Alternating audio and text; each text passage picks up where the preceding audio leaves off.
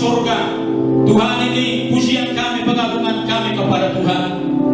Dan kami percaya Tuhan, Engkau disenangkan pagi hari ini lewat ibadah kami pagi hari ini. Terima kasih Bapa. Dan kami juga rindu disapa oleh firman Tuhan. Kami rindu firman berbicara bagi kami pagi hari ini. Terima kasih Tuhan, terpujilah Engkau Bapa. Di dalam nama Tuhan Yesus, kami tolak segala bentuk pekerjaan iblis, kuasa kegelapan yang mencoba mengalihkan perhatian kami dari Tuhan, dari firman-Mu. Kami halau, kami usir itu di dalam nama Tuhan Yesus. Kami butuh firman-Mu Tuhan. Terima kasih Bapa, terpujilah Tuhan, mulialah nama-Mu. Dalam nama Tuhan Yesus kami sudah berdoa dan mengucap syukur. Haleluya. Yang percaya katakan amin. Silakan dulu Bapak Saudara. Shalom. Ya, puji Tuhan. Saya percaya kita semua diberkati Tuhan pagi hari ini. Amin. Saya percaya kita semua diberkati oleh Tuhan. Bapak Ibu Saudara yang dikasihi oleh Tuhan, kalau kita mendengar firman Tuhan, selalu ada berkat-berkat yang kita terima, yang dijanjikan oleh Tuhan. Setiap kali khotbah, setiap kali ada firman Tuhan disampaikan oleh siapapun, selalu ada berkat Tuhan. Dan saya percaya Bapak Saudara dikasih oleh Tuhan, semua orang ingin melihat kemuliaan Tuhan. Amin. Bapak Saudara rindu nggak melihat Tuhan? Ya, suatu saat saya melayani, ada orang datang di gereja. Waktu saya sakit, justru ketika saya sakit, Tuhan suruh orang sakit saya doakan. Itu luar biasa itu ya. Orang sakit mendoakan orang sakit. Wah, luar biasa itu Pak ya, Pak ya. Orang sakit, dia mendoakan orang sakit. Kalau orang sakit mendoakan orang sakit, bisa saja itu Bapak ini aja sakit. Kenapa dia bisa mendoakan saya? Tapi itulah Tuhan. Ya. Dia datang dengan lumpuh, tidak bisa berjalan, tangannya lumpuh. Lalu ada satu kalimat yang Tuhan nyatakan di hati saya, sampaikan seperti ini. Kami ingin melihat Tuhan nggak? Kamu pernah nggak melihat Tuhan? Kamu pernah nggak lihat Tuhan? Belum kan? Saya mau tanya dulu, siapa yang sudah pernah melihat Tuhan di sini? Melihat kemuliaan Tuhan. Melihat Tuhan berarti melihat kuasa Tuhan. Bukan menunjuk kepada pribadinya langsung itu ya. Tapi kalau kita melihat Tuhan, itu berarti artinya kita melihat kuasanya, melihat kemuliaannya, melihat mujizat terjadi. Itu artinya kemuliaan Tuhan, kuasa Tuhan, kita sedang lihat pada masa ini. Ya. Jadi jangan Bapak Ibu Saudara berpikir kalau Ibrani katakan seperti ini. Berusahalah hidup damai dengan semua orang dan kejarlah kekudusan, sebab tanpa kekudusan tidak seorang pun melihat Tuhan. Ya, tanpa kekudusan tidak seorang pun melihat Tuhan. Melihat Tuhan, apakah kita menjaga kekudusan, langsung kita melihat wujud nyata daripada Tuhan itu? Belum tentu. Kalau kita ingin melihat Tuhan, ya, yang dikatakan tadi, jaga kekudusan. Itu artinya kita melihat Tuhan, kita bisa melihat mujizat Tuhan. Kita bisa mengalami keajaiban dari Tuhan. Kita bisa mengalami kuasa kemuliaan Tuhan. Nah, saya percaya, saya setiap hari begini. Dalam bulan ini saya berdoa, Tuhan tolong dari hati saya, Tuhan saya ingin melihat kemuliaan-Mu. Saya ingin melihat mujizat Tuhan dalam hidup saya. Apa yang mau Tuhan nyatakan? Saya ingin melihat kemuliaan Tuhan dalam hidup saya. Bapak Saudara juga harus merindukan hal yang sama. Bapak Saudara harus ingin melihat kemuliaan Tuhan, baik dalam bisnis, dalam pekerjaan, dalam rumah tanggamu, dalam kesehatan. Merindukan Tuhan, saya ingin melihat kemuliaan-Mu. Saya ingin melihat mujizat-Mu. Saya ingin melihat keajaiban Tuhan terjadi dalam hidup saya. Ya. Saya berdoa, bulan-bulan apa yang mau Tuhan buat? Tolong saya ingin mengalami kasih. Saya ingin melihat kemuliaan dalam hidup saya. Saya ingin ada sesuatu yang menyatakan. Jadi itu adalah menjadi kalian. Bapak Ibu Saudara yang dikasihi oleh Tuhan, saya percaya kita ingin melihat Tuhan, dan saya percaya juga kita rindu supaya perjalanan hidup kita berhasil dan bertumbuh. Amin. Dan saya percaya kita semua juga rindu supaya hidup kita berbahagia, rumah tangga kita bahagia, hidup kita berbahagia, hidup kita diberkati oleh Tuhan.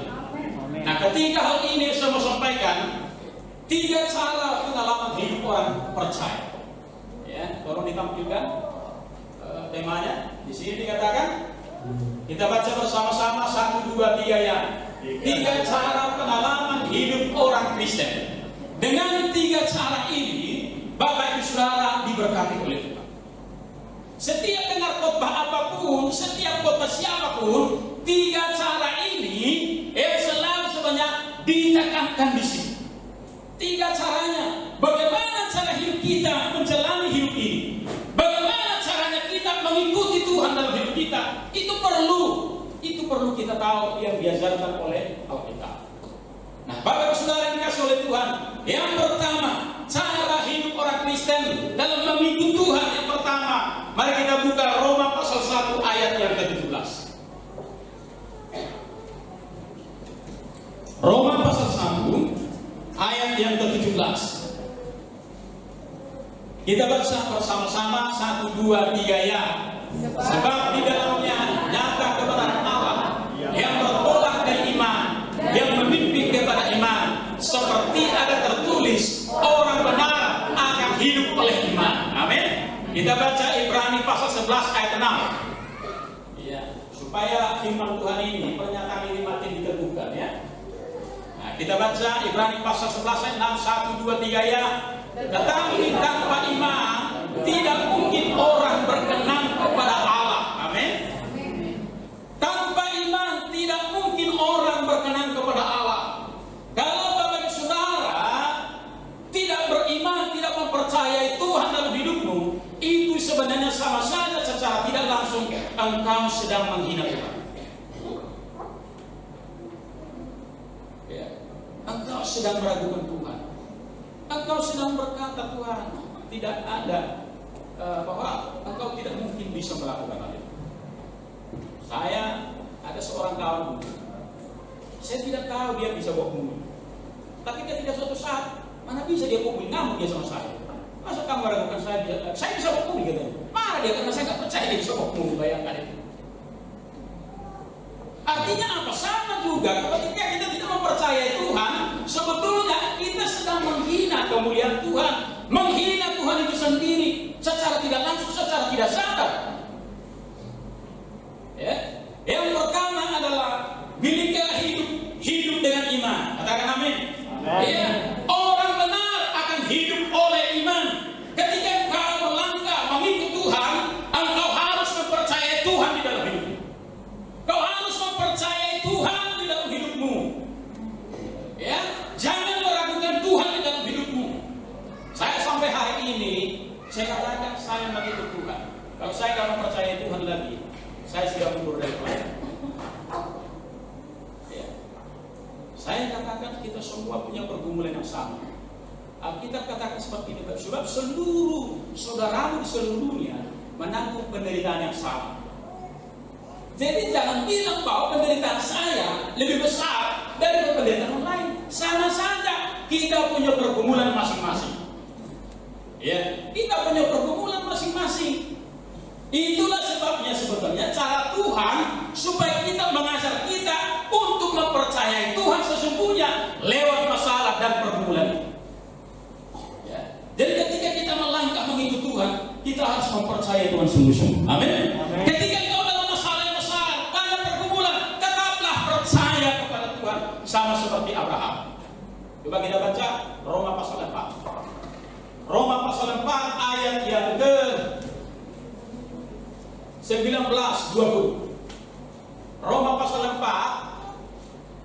ayat 19 dan 20 nanti. Kita baca bersama-sama. 1, 2, 3 ya. Imannya tidak menjadi lemah, walaupun dia mengetahui bahwa tubuhnya sangat lemah, karena usianya telah kira-kira 100 tahun, bahwa rahim Sarah telah tertutup. Bapak saudara yang dikasihi oleh Tuhan. Tapi kita baca terus. Tetapi terhadap janji Allah, ia tidak bimbang karena ketidakpercayaan, malah ia diperkuat dalam imannya dan ia memuliakan Allah. Amin. Ketika Abraham, ketika Sarah, ya, Alkitab katakan seperti ayat sebelumnya, tidak ada lagi asal sebenarnya untuk berharap. Tidak ada lagi dasar untuk berharap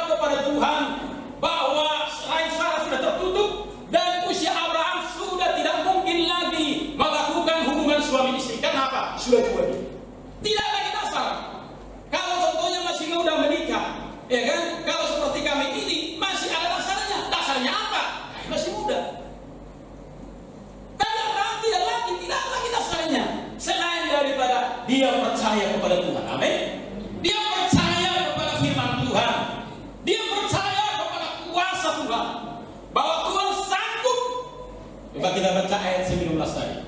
Ya. Imannya tidak menjadi lemah, ya kan? Imannya tidak menjadi lemah.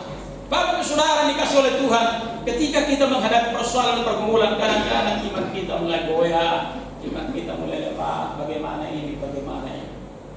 Tapi ayat ini luar biasa, ayat 20. Coba, ya. Ayat 20. Tetapi terhadap janji Allah, ia tidak bimbang karena ketidakpercayaan. Malah ia diperkuat dalam imannya. Katakan amin. Malah ia diperkuat oleh imannya. Ketika Bapak saudara menghadapi persoalan yang sepertinya tidak mungkin, yang harus Bapak saudara perkuat adalah imannya. Iman Bapak saudara harus diperkuat. Amin. Jangan makin lemah. Harus makin kuat, makin percaya, harus percaya kepada Tuhan. Ya. Saudara dikasih oleh Tuhan. Kalau kita baca tokoh-tokoh di dalam Alkitab, enak aja kita cerita, kan? Enak aja kita cerita tentang Abraham. Oh, Abraham orang beriman. Oh, hebat ya. Abraham di masa Tuhan dilahirkan. Oh, si Yusuf itu luar biasa dia. Oh, si Yakub, bahkan sampai anaknya. Tapi Bapak itu sudah tahu pergumulan yang mereka hadapi ketika mereka mengikut Tuhan. Mungkin kalau kita di antara seperti apa yang dialami oleh si Daud, termasuk si Musa, itu tidak mudah. Berjalan di padang gurun, itu tidak mudah.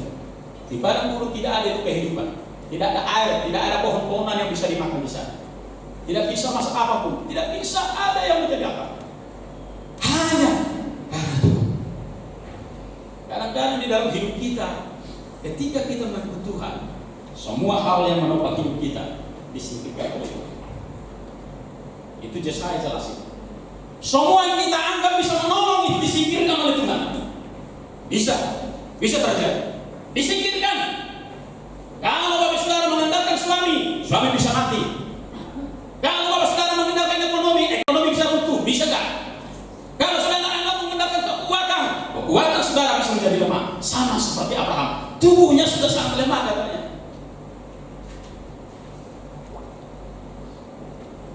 Tapi ketika kita mempercayai Tuhan, disitulah kata kita melihat kemuliaan Tuhan. Amin. Coba buka Yohanes pasal 11 ayat 40. Ya. 1, 2, 3 yang kita baca bersama-sama. 1, 2, 3 ya.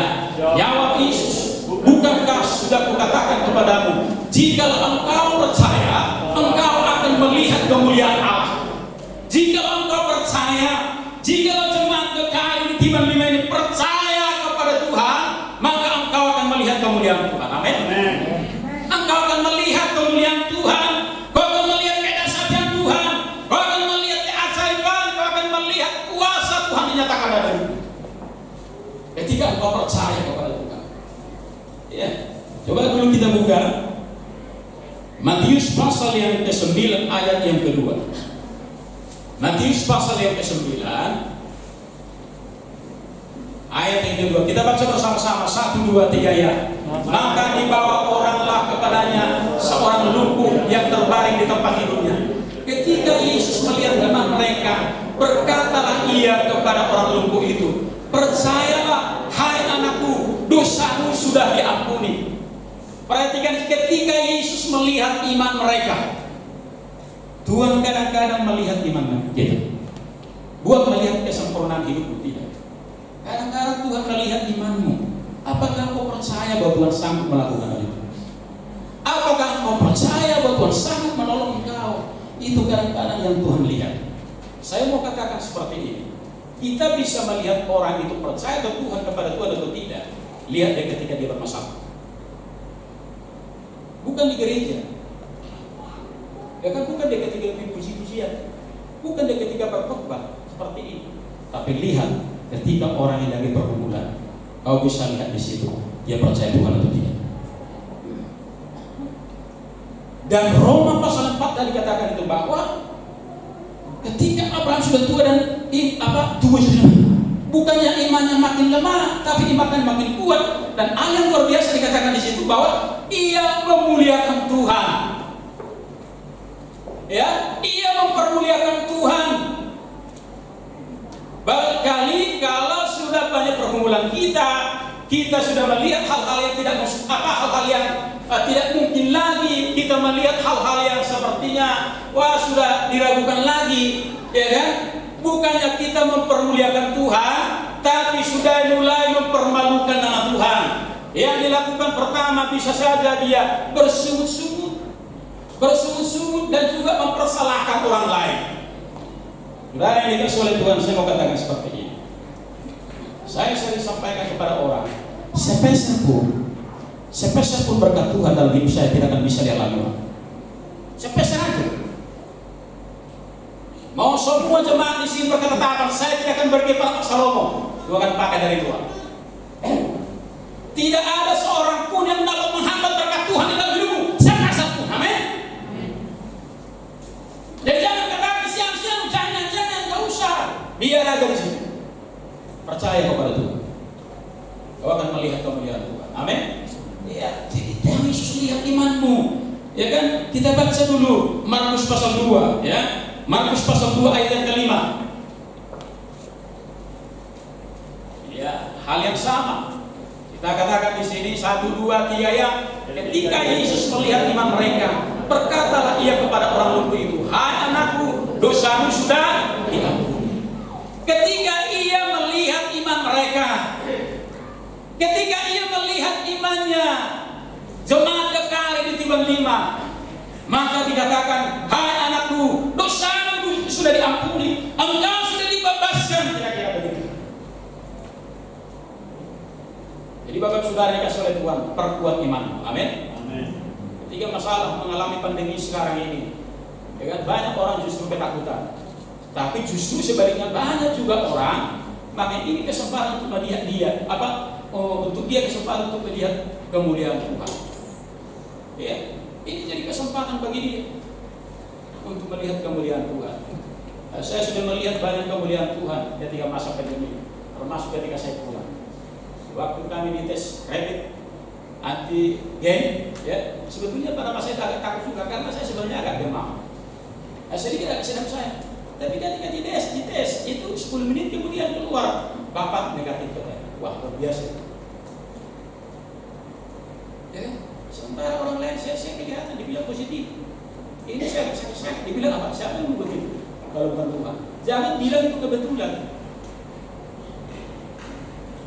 Ya kan? Jangan kau bilang itu karena kau minum bandrek. Bandrek bisa saja dipakai Tuhan, amin. Ya, tapi itu karena Tuhan. Nanti karena bandrek semua nanti digunakan jadi jual bandrek mahal. Ya. Iya. Ya, percaya kepada Tuhan. Nah, itu pertama. Yang kedua,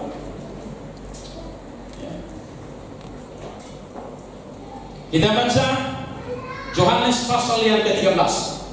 Yang kedua,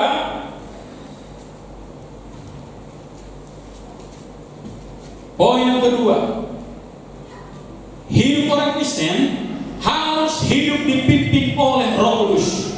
Katakan bersama-sama, dipimpin oleh Roh Kudus. Iya. Yohanes 16 ayat 13.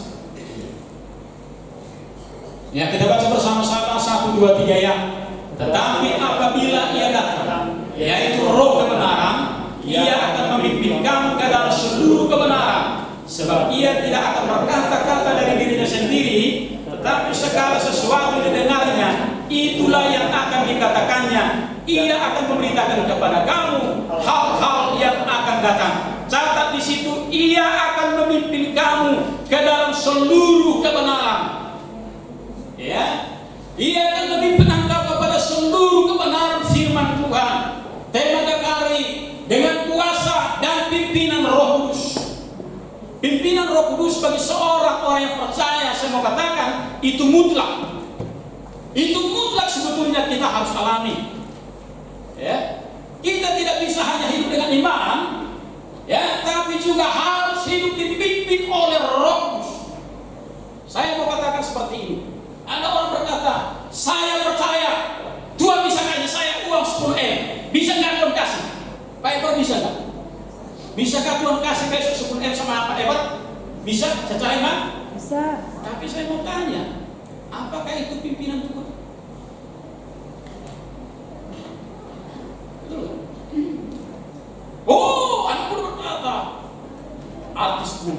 berdoa untuk aku supaya aku menjadi istri saya orang kaya raya. Bisakah Tuhan lakukan itu? Bisa.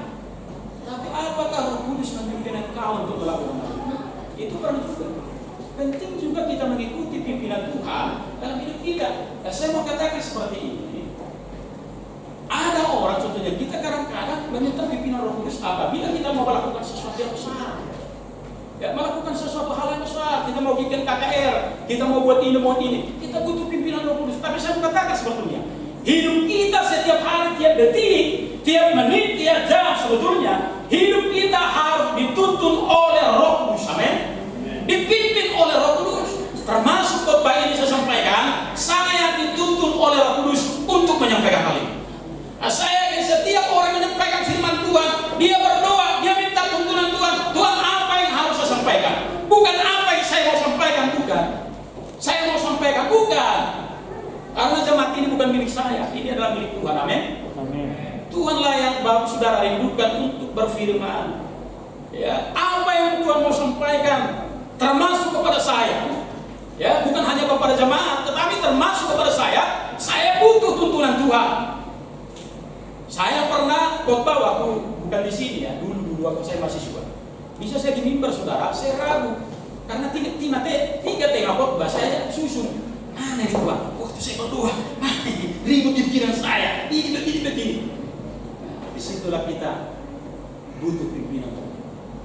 Dalam segala aspek kehidupan kita butuh pimpinan Tuhan. Amin. Termasuk anak-anak muda yang menentukan pasangan hidup butuh pimpinan Tuhan. Amin. Ya, jangan hanya asal comot. Saya mau ini begini, kriteria begini. Rupanya kriteria itu gak pas sama kamu. Ya kan? Kriteria harus seperti ini. Maunya saya hidup langsung, tapi rupanya supaya kamu rendah hati, hidupnya harus pendek. Nah, contoh kan? Ya, wajahnya biasa-biasa saja. Ya kan? Nah, supaya jangan kamu agung-agungkan yang lain selain daripada Tuhan. Nanti suami saya berpanggil, oh dia hebat begitu. Bukan Tuhan lagi yang kau agungkan. Amin.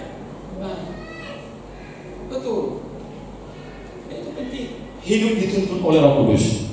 Kita baca dulu Markus pasal 1 ayat yang ke-12. Markus pasal 1. Ya, yang dialami oleh Tuhan Yesus sendiri. Kita baca bersama-sama 1, 2, 3 ya. Segera sesudah itu Roh memimpin dia kepada guru. Jadi Yesus pun dia dituntun oleh Roh Kudus. Dia dituntun ke padang gurun, dituntun kemana dia harus pergi untuk memberitakan firman Tuhan. Ya, kita baca lagi Matius 12 ayat 36. Matius 12 ayat 36. Oh, Markus bukan Matius ya, Markus 12 ayat 36. Ya. Kita baca bersama-sama 1, 2, 3 ya. Daud sendiri oleh pimpinan Roh Kudus berkata. Tuh. Saya mau katakan seperti ini. Berkata-kata pun kalau kau tak dipimpin oleh Roh Kudus, kau akan kedagingan. Ya kan? Sering kali kita berkata-kata kalau kita kedagingan, itulah yang menyebabkan bisa orang sakit hati. Engkau akan bisa menyakiti orang dengan kata-katamu ketika engkau tidak dituntun oleh Roh untuk berkata-kata. Jadi makanya sangat penting sebenarnya bukan hanya Roh Kudus menuntun kita kemana kita harus pergi, kemana apa yang harus kita lakukan, tapi ketika kita berkata-kata kita butuh tuntunan Roh Kudus. Suatu saat ada seorang jemaat bukan di sini, itu sudah lama. Ini jemaat ini dia pergi ke Jakarta dan dia sudah lama di sana pulang-pulang. Lalu sudah ditelepon, kenapa nggak pulang-pulang? Iya, bahkan adalah begini. Ya. Lalu suatu saat saya katakan begini sama Tuhan, Tuhan apa yang harus saya katakan kepada orang ini? Apa yang harus saya katakan kepada orang ini? Lalu Tuhan katakan begini sama saya, bilang sama dia, tinggallah di situ sampai engkau Tuhan berkati. Tinggallah di situ sampai engkau Tuhan berkati. Terjadikah apa yang saya katakan itu? Terjadi. Dia pulang ke Batam, dia buka bisnis. Karena apa? Ketika dia di Jakarta, dia diberkati Tuhan secara keuangan besar. Di Batam, dia buka bisnis. berkata-kata, kita butuh pimpinan Tuhan. Amin. Jangan mulut kita ini dipakai melukai orang lain. Berkata-kata tidak membangun, berkata-kata tidak memberi semangat. Itu namanya engkau berkata-kata dipimpin oleh kedagingan. Dan bisa saja saya katakan, ada setan di balik itu. Ya. Kalau sudah kalimat-kalimatmu melukai perasaan orang lain, kalau sudah kata-katamu menyakitkan orang lain, kalau sudah kata-katamu sudah meruntuhkan orang lain, percayalah engkau sudah dipimpin oleh berkata-kata lewat kedagingan. Tapi kalau Roh Kudus engkau biarkan menuntun engkau berkata-kata kepada orang lain, saya percaya yang pertama engkau akan membangun orang lain. Amin. Kau akan menasihati orang lain, kau akan memberi semangat kepada orang lain kalau kata-katamu dituntun oleh Roh. Tapi kalau kedagingan yang berbicara, percayalah kau akan menyakiti orang lain, kau akan melukai, kau akan meruntuhkan orang. Dengar itu baik-baik. Baik terhadap anak-anakmu, ya. Bukan hanya dalam pelayanan ini, tetapi juga terhadap keluarga. Kalau suami berkata-kata tidak lagi membangun, istri sudah melemahkan, sudah meruntuhkan, bahkan membuat anak kecewa, percayalah kau sedang dituntun oleh kedagingan. Firman Tuhan dikatakan di sini bahwa Daud sendiri oleh pimpinan Roh Kudus berkata, Daud itu berkata-kata oleh Roh Kudus, oleh pimpinan Roh Kudus, dia berkata-kata menyampaikan apa menjadi pesan-pesan Tuhan. Saya mau katakan kita juga harus melakukan hal yang sama. Ketika kita berkata-kata, kita harus menyampaikan apa menjadi pesan-pesan Tuhan kepada orang. Jangan justru engkau melemahkan orang, jangan justru engkau menyakiti, jangan justru engkau menghancurkan. Bisa nggak perkataan menghancurkan orang lain? Bisa. Bisakah istri lemah? Bisakah suami lemah karena perkataan? Bisa. Hati-hati. Makanya ada orang bilang mulutmu adalah harimau. Tapi saya mau katakan, Yakobus katakan, dari mulut yang satu keluar berkat, tapi dari mulut yang sama juga keluar kutuk. Hal ini tidak boleh terjadi. Sebagai orang yang percaya kepada Tuhan, dari mulut kita ini keluar perkataan-perkataan yang membangun. Amin. Yang menjadi berkat bagi orang lain, yang menyenangkan, yang membuat orang yang lemah menjadi kuat, orang yang susah terhibur hatinya. Bahkan ketika kita menyampaikan sesuatu, kita memberi semangat kepada orang yang tidak berdaya. Ya. Jadi ini penting. Jadi jangan Bapak Saudara kita berpikir kalau kita butuh pimpinan Tuhan, kita kemana kita melangkah. Itu bagus. Apa yang harus saya lakukan? Siapa Tuhan menjadi pasangan? Itu perlu kita butuh pimpinan Tuhan. Tapi saya mau katakan dalam praktek kehidupan sehari-hari yang paling nyata sebenarnya ketika kita juga berkata-kata. Ya.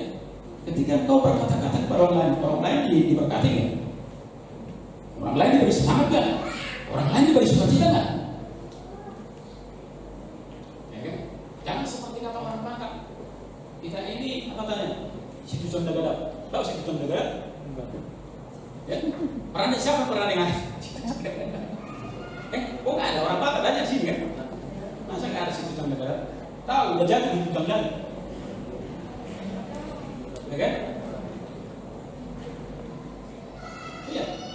Situ contoh gadap. Itu dia udah jatuh di tutang lagi. Sudah dia kan? Lalu dikatakan situ benar tidak. Tahu situ benar tidak? Ya kan? Jangan seperti itu. Ya kan? Udah tidak dihitung lagi. Ya kan? Orang yang bersukacita dia kan bisa saja. Tapi jangan seperti itu. Kita seharusnya tangan bagi orang yang tidak punya tangan, kaki bagi orang yang tidak punya kaki. Amin. Seperti kata Ain. Harus seperti itu sebetulnya. Ketika orang lemah kita menguatkan dia. Ketika orang lain putus asa kita menghibur dia. Ketika orang lain tidak percaya kuatkan imannya. Ketika lagi ada persoalan beri dia solusi. Paling tidak berdoa untuk orang itu. Amin. Jangan justru kita masih sedang dagang. Jatuh dia. Makanya mampus dia. Harus solusi. Oke. Tidak kau disebutkan. Jangan. Kita butuh tuntunan Tuhan dalam berkata-kata.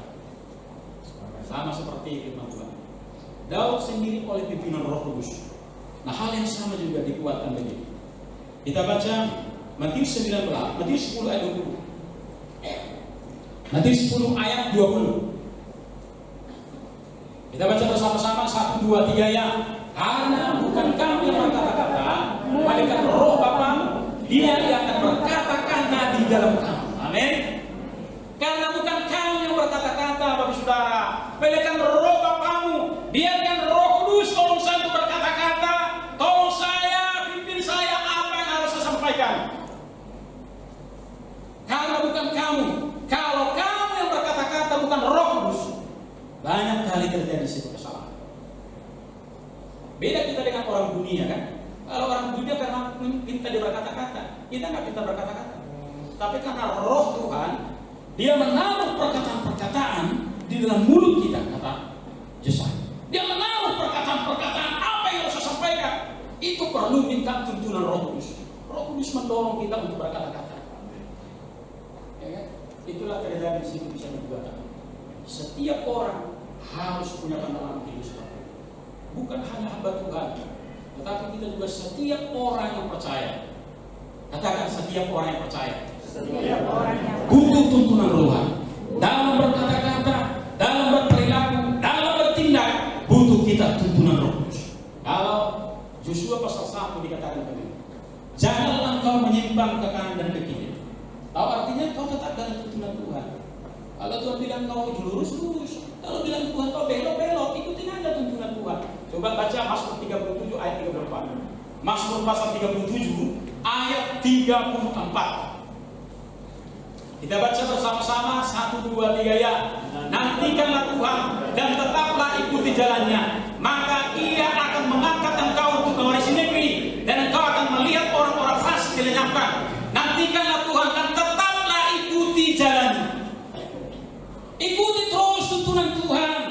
Ya, saya sering katakan kepada Bulian, ikutin aja tuntunan Tuhan. Hari ini jangan bilang dulu besok.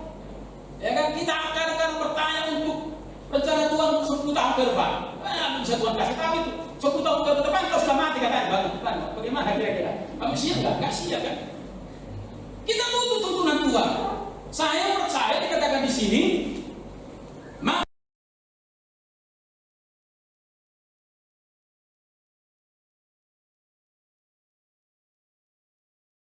Tuhan mengangkat kita, mengangkat bisnis kita, mengangkat posisi kita kalau kita mengikuti tuntunan Tuhan. Ya kan? Betul, nantikan Tuhan katanya, nantikan aja Tuhan. Saya menantikan Tuhan. Nah, saya kata tak mengikuti tuntunan Tuhan. Saya mau katakan seperti sekali lagi, jangan kita meminta tuntunan Tuhan ketika kita ada perkara sesuatu yang mau kita lakukan 1 bulan ke depan, 2 minggu depan. Jangan bukan itu. Kita butuh tuntunan Tuhan setiap hari. Saya sudah pernah sampaikan seperti ini. Saya pernah mengalami kerugian yang sangat besar. Ya kan? Suatu saat motor. Ya, itu luar biasa. Sebenarnya sudah mengingatkan jangan di sini, tapi saya KPK. Bisa terjadi loh, malah petaka hidup kita. Kalau kita nggak mengikuti tuntunan Tuhan, kita terus mengikuti tuntunan kemauan kita sendiri. Mana kita lebih hebat dari Tuhan? Ada yang lebih hebat dari Tuhan di sini? Gak ada. Saya tidak perlu bertanya kepada Tuhan, kenapa ya Tuhan? Enggak, saya bikin aja. Karena saya yakin pemikiran Tuhan, rancangan Tuhan itu sempurna. Dia tidak pernah salah. Amin. Dia tidak pernah salah. Ikutin aja dia. Dia katakan di situ, Ia akan mengangkat engkau untuk mewarisi negeri, dan engkau akan melihat orang fasik dilenyapkan. Wah, itu luar biasa. Ya, engkau akan mewarisi negeri, hidup akan diberkati Tuhan kalau engkau mengikuti tuntunan Tuhan. Ya. Engkau akan melihat orang-orang fasik dilenyapkan. Saya ayat ini, kalimat ini, ketika saya baca ini luar biasa. Dikatakan engkau akan melihat orang fasik dilenyapkan. Kau akan lihat.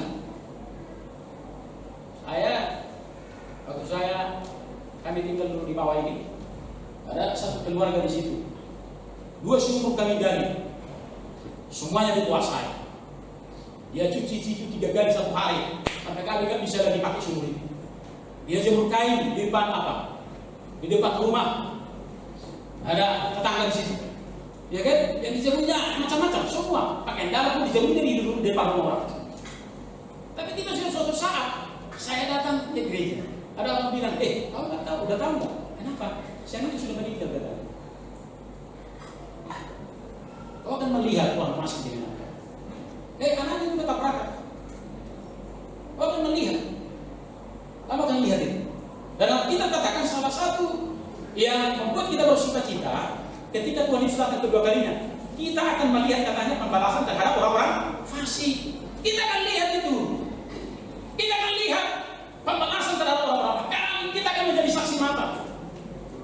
Itu luar biasa itu. Kita akan melihat sesuatu yang luar biasa kalau kita mengikuti tuntunan Tuhan dalam hidup kita. Dan saya mengatakan, saya setiap hari seperti ini. Saya mengikuti tuntunan Tuhan bukan untuk hari ke depan, tapi hari itu. Tuhan, saya mau keluar, kemana saya? Saya tanya Tuhan, ya kan? Jangan pergi ke sana, nanti apa ada sesuatu masalah? Tuhan, saya bagaimana ini? Termasuk untuk beli ikan, saya harus tanya. Kenapa? Kadang-kadang kan dia nggak tahu kita ikan apa ya kan? Kadang-kadang udah masak, gaul lagi kan? Hanya terbuang. Kenapa? Kita menangkap itu sepele, tapi sebetulnya Tuhan mau supaya kita ini diberkati oleh Tuhan. Amin. Dengan cara kita mengikuti tuntunan Tuhan dalam segala aspek kehidupan kita. Yang percaya katakan amin. Amin. Itu yang kedua. Yang terakhir. Ya. Yang terakhir dikatakan hidup oleh firman Tuhan. Hidup berpegang kepada firman Tuhan. Kita baca Matius 4 ayat yang keempat.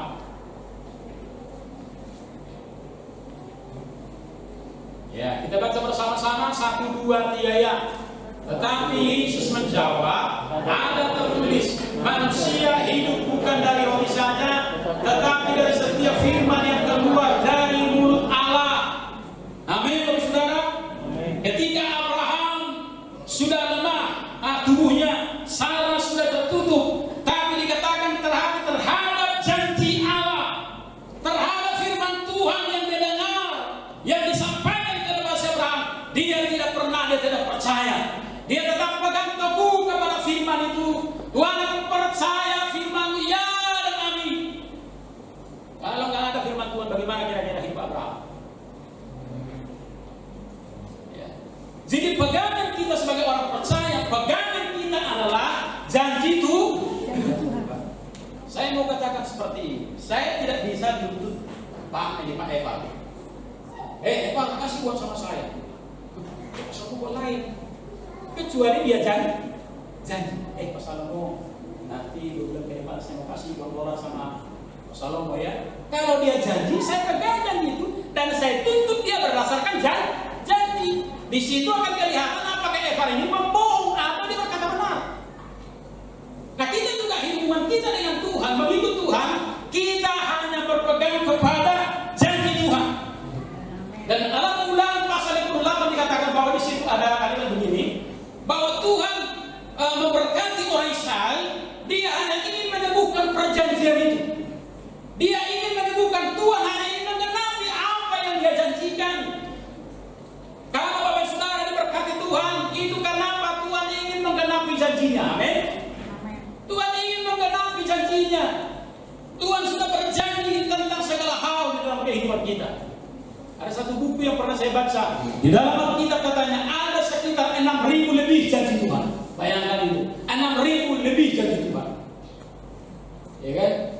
Janji Tuhan terhadap keluarga, janji Tuhan terhadap ini, semuanya ada janji Tuhan yang dinyatakan lewat firman-Nya. Ketika engkau melayani Tuhan, ya siang malam kau bekerja keras melayani Tuhan, apa Tuhan katakan? Jeripayamu tidak sia-sia. Coba kalau tidak ada kalimat itu, kira-kira semangat nggak melayani Tuhan? Ya kan? Karena janji itulah yang kita memberikan kita semangat. Ya. Kalau contohnya Bapak Saudara, saya katakan seperti ini. Nanti sesudah pulang, tolong bersihkan semua gereja itu. Bersihkan semua ini. Kalau hanya itu saya bilang mungkin Bapak Saudara, aduh, udah capek begini, jadi sudah dibersih gereja. Tapi ketika saya katakan, habis nanti itu, kita semua makan enak-enak. Wah, saya nggak jadi pulang saya. Nggak jadi pulang saya. Karena apa? Habis kerja, makan enak-enak.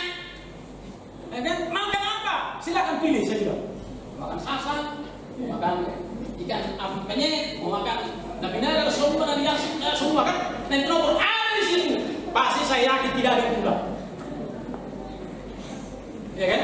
Nah kita juga seperti itu sama Tuhan. Ketika kita sudah mempercayai firman Tuhan, kita dituntun oleh Roh, tapi kita butuh pegangan dalam hidup kita. Itulah janji Tuhan. Amin. Peganglah firman Tuhan. Dikatakan, kita baca Mazmur 119 ayat 57. Mazmur 119 ayat 57. Kita baca bersama-sama 1, 2, 3 ya. Bagianku ialah Tuhan, aku telah berjanji untuk berpegang pada firman-firman. Bagianku ialah Tuhan. Bagian kita adalah Tuhan, Bapak Saudara. Amin. Iya. Nah, seperti yang pernah saya sampaikan, harta kita, harta Tuhan itu adalah kita. Amin. Betul? Harta Tuhan itu kita. Harta kita siapa? Tuhan. Betul. Jangan bilang hartamu ini begini, bukan. Itu berkah. Harta kita yang sesungguhnya adalah Tuhan itu sudah cukup bagi kita. Paulus apa Petrus katakan, emas dan perak tidak ada padaku. Ya, emas dan perak harta tidak punya. Cincin pun tidak ada. Ya, batu akik pun tidak ada. Tapi apa yang kau punya kau berikan ke dalam nama Yesus, berjalanlah. Ya kan? Nama Yesus, nama yang berkuasa, itu diberikan kepada kita. Itu sesuatu yang luar biasa. Ya. Berpegang kepada janji Tuhan. Bagianku ialah Tuhan. Aku telah berjanji untuk berpegang pada firman-firman-Mu. Jadi Bapak Saudara jemaat yang dikasihi oleh Tuhan, peganglah janji Tuhan. Amin. Ketika engkau melayani Tuhan, peganglah janji Tuhan. Jeripayamu tidak sia-sia. Ya. Ketika engkau berdoa, Tuhan katakan apa janji Tuhan? Bukankah Tuhan tidak akan mengulur waktu sebelum menolong apabila mereka berseru siang dan malam? Ada janji Tuhan. Makanya bacalah firman Tuhan. Bacalah kita. Amin. Hafal firman Tuhan. Ya kan? Nah, memang seringkali kita begini. Kalau orang berjanji langsung kita catat tanggal. Wah, langsung senang kita. Nanti tenang aja kau datang tepat tahu. Nanti saya kasih kamu kerja. Wah, langsung sama dia. Digosoknya sampai dia. Tapi puluhan tahun dia jadi orang Kristen. Dia tak pernah bersuka cita tidak berbuat. Nah, pokoknya masih pada kata-kata masih alami. Kalau orang janji sama kita, kita langsung terkati. Tapi ketika firman Tuhan, seharusnya pulang dari gereja orang pasti bersuka cita. Ya, karena apa? Dia pegang janji Tuhan. Ya kan? Pegang. Oh, pulang dia ke rumah Tuhan firman hari ini. Oh, haleluya. Oh, saya dipimpin oleh Roh Kudus. Ya kan? Ada yang mau saya sampaikan sama istri saya. Tuhan, tolonglah, apakah ini? Karena kadang-kadang mau sampai orang katakan kita harus berhati-hati. Ya kan? Jangan tidak kasih ada orang beli sama kamu. Kok begitu beli sama kamu? Justru gimana dia? Ya kan? Memang kita bilang sama istri kita, tadi kau ribut sampai kok si Yami itu bilang di kata-kata maki-maki sama kamu. Kita pikir itu menjadi berkat, justru makan dia, kok saya dimaki. Nah, kan? Artinya apa? Kita butuh tuntunan Tuhan untuk menyampaikan sesuatu. Kita butuh tuntunan Tuhan dalam hidup kita, dalam segala aspek kehidupan kita. Amin. Jadi ketiga hal inilah yang harus kita alami, yang harus kita imani, yang harus kita hidupi sebagai orang yang percaya kepada Tuhan. Hiduplah dengan percaya kepada Tuhan. Amin. Ketika engkau bermasalah, ada pergumulan yang semakin berat, perkuatlah imanmu seperti Abraham. Makin perkuat, aku percaya kepada Tuhan. Dulu kan ketika saya berdoa, saya ada yang ingat sesuatu dari saya buat sendiri. Ketika saya melihat satu pergumulan, saya senyum aja. Saya senyum aja melihat masalah itu. Dan masalah itu habis sudah. Karena saya berpikir, ketika kita percaya itu artinya kita sedang melihat Tuhan. Amin. Kita sedang melihat Tuhan, bukan diri kita yang penuh dengan keterbatasan ini. Ya kita percaya Tuhanlah yang kita lihat. Bayangkan itu, bahwa pertolongan kita kata kita ialah dari Tuhan yang menjadikan langit dan bumi. Amin. Iya, pertolongan kita kalau kita percaya itu menjadikan apa yang menjadikan langit dan bumi hanya 6 hari. Apakah masih ada yang tidak mungkin bentuk? Kalau itu yang kau lihat, maka saya percaya kau akan tersenyum ketika tidak melihat masalah. Senyum aja, ya kan? Seperti yang pernah saya sampaikan. Kalau orang tuanya sebetulnya kaya raya triliunan, masa dia takut mau makan? Masa dia mau takut beli rumah? Masa dia mau takut beli mobil? Saya hanya telepon bapak saya, semua Tuhan.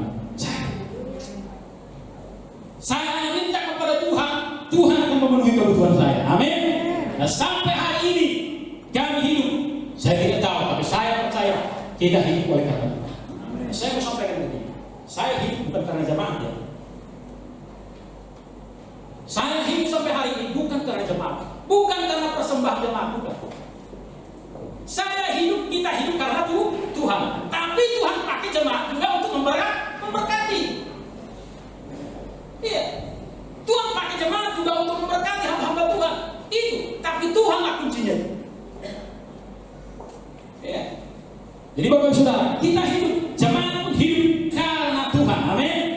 Ya, katakan, mari sama-sama katakan, saya hidup karena Tuhan. Saya hidup karena Tuhan. Kami hidup karena Tuhan. Jadilah seperti ini. Yang kamu lihat, yang kita lihat adalah Tuhan. Amin. Fokus hidup kita adalah Tuhan. Mari kita berdoa. Bapa di surga, terima kasih Tuhan. Kami bersyukur Tuhan untuk firman-Mu yang sudah berbicara bagi kami pada pagi hari ini. Tuhan Yesus yang baik, terpujilah Engkau ya Tuhan. Biarlah Engkau dipermuliakan dalam firman-Mu pada siang hari ini. Biarlah kami senantiasa mempercayai Tuhan. Biarlah kami senantiasa dituntun oleh Roh-Mu. Biarlah kami senantiasa berpegang kepada janji-janji-Mu ya Tuhan. Terima kasih Bapa. Terpujilah Engkau Tuhan, mulialah nama-Mu. Dalam nama Tuhan Yesus kami sudah berdoa dan mengucap syukur.